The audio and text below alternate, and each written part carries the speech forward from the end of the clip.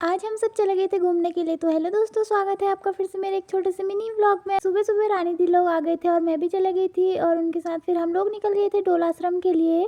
जाते टाइम हम एक जगह रुके थे और वहाँ से हिमालय का व्यू इतना प्यारा सा दिख रहा था। हम लोग रुक रुक के जा रहे थे और रास्ते में हम चीज वगैरह भी खा रहे थे। उसके बाद हम दूसरी जगह रुके, मंदिर के पास वाली, यहाँ पर एक ढाबा जैसा था, वहाँ रुके और वहाँ हमने पानी वगैरह पिया और चिप्स वगैरह खाए। उस ढाबे से हमको मंदिर दिखने लग गया था और इतने पास दिख रहा, बट ये दूर था वहाँ से भी।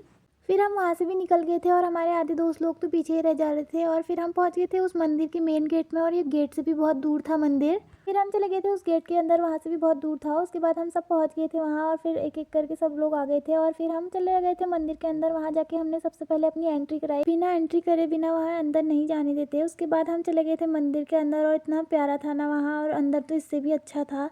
मैं पहली बार गई थी यहाँ और जो गया होगा ना उसे पता होगा कि कितना अच्छा है। वहाँ फ़ोन ले जाना अलाउड नहीं था, इसलिए मैं फ़ोन नहीं लेके गई।